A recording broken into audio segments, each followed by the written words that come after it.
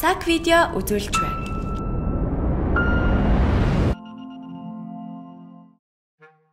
Залхуу зангаараа зартаа байсан 5 сууд хүн.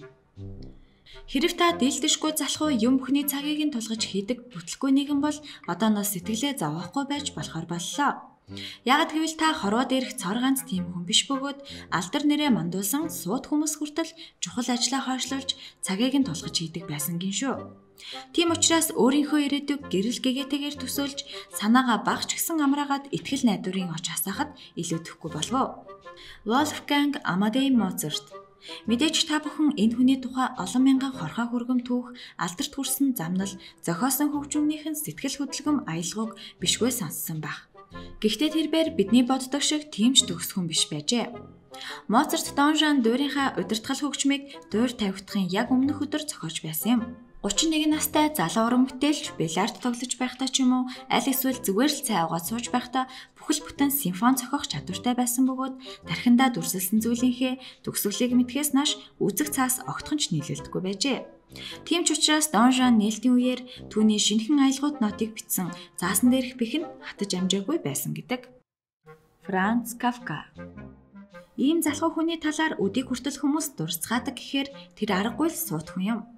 Нэгэн байгууллагад даатгалын ажилтнаар ажилладаг байх үед нь Кафкад бодож тунгаах, төсөөлн дүрслэх хангалттай их цаг зав гардаг байсан боловч сэдсэн зүйлээ цаасан дээр буулгаж бодит болгох цаг зав яагаад ч олддоггүй байжээ.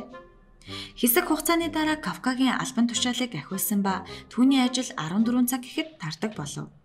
Тэрээр сүйт бүсгүйдээ бичсэн цагталтаа ажлаа тараад 15 цаг 30 хүртэл өдрийн хоолоо иддэг, 19 цаг 30 минут хүртэл дуг хийгээд 10 минут дасгал хийж, 1 цаг явган алхаад гэртээ ирж гэр бүлийнхэнтэйгээ хамтар хоолдог хэмээн өөрийн амьдралын нэгэн өдрийг дүрсэлжээ.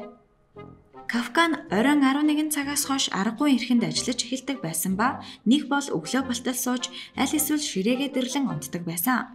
40 настай цэл залуугаараа нас барсан түүний өвлийн шалтгаан мэдээж залхуурал биш хэдийч амьдралын буруу хэв маяг нь хамгийн ихээр нөлөөлсөн гэдэг. Frank Lloyd Wright. Америкийн архитектурч, органик архитектурын гэгэн эцэг Frank Lloyd Wright нь өөрийн хамгийн алдартай байгууламжийнхаа бүтцийг 68 настай байхдаа 2 цагийн дотор бүтээж байжээ. Учир явдлыг сэрүүлбэл 1934 онд нэгэн баян эр Пенсильванид орших өөрийн эзэмшлийн ногоон байгууламж дэх хөрхрээний ойр орчмын овон товонтой газрыг засаж янзлахыг хүсэж Франк Райтыг хөсөлсөн бөгөөд архитектурч маань нөхцөл байдалтай танилцаад даруухан ажлаа эхлэхээ амлаж маш том төлөвлөгөө гаргаснаа ч дурджээ. Яг үнэндээ түүнд ямар ч төлөвлөгөө байгаагүйгээр зогсохгүй хэдэн 7 хоног байтугай хэдэн сар цаасан дээр зэгч тавиагүй байна. Гэтэл нэгэн бүтэн сайнны өглөө баян эр Рейт руу залгаж түүний уралд өөрийн биеэр очиж ажлын явцдаа танилцахад уулгатал Рейт өдрийн хоолны үеэр бүх зүйлийг бэлэн болгоно гэж хэлээд уцаа тасалжээ. Энэхүү ярианы дараа архитектурч уух гэж байсан өглөөний цайгаа түр хойшлуулад орчин үеийн архитектурын хэв маягийн бэлэг тэмдэг үндэсний түүхийн дурсгал болсон хүрхрээн дээрх байшингийн төлөвлөгөөгөө гаргаж эхэлсэн гэдэг. Hunter Stockton Thompson. Алдарт сэтгүүлч Hunter Thompson ажил амьдралаа зохицуулах чадваргүй байсан учраас хэрэггүй зүйлд маш их цаг зарцуулж харин чухал зүйлээ хийхдээ зав гаргаж чаддаггүй байсан юм.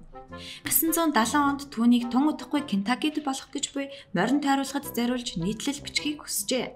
Тэрээр хүсэлт ирсэн цагаас хойш тэмцээний өдөр хүртэл цаг гаргаж чадахгүй явсаар байтал нэгэн сайхан амралтын өдөр түүний хийсэн ажлыг авахар хүн ирсэн байв.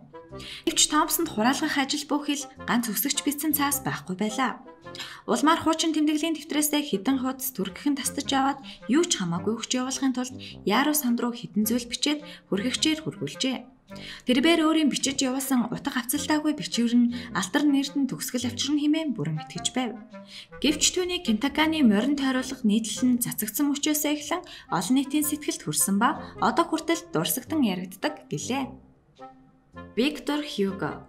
Хьюго Нотр-Дамын бүгтэр зохиолоо 1830 оны намар бичиж эхэлсэн бөгөөд 1831 оны 2 дугаар сард дуусгах ёстой байжээ. Гэвч түүний ажил бэлтэж тавьсан сав дүүрэн бихнээс хэтрэлгүй нэлээд хугацаа гэлээв.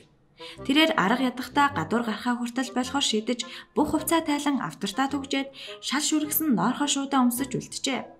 Хьюго сүүлийн хугацаа дуусгаас хэдхэн 7 хоногийн өмнө намаа дуусгасан ба түүний тэрхүү зохиол одоо хүртэл уншигчдын хүндэтгэлийг хүлээсэн бүтээл хэвээр байгаа билээ.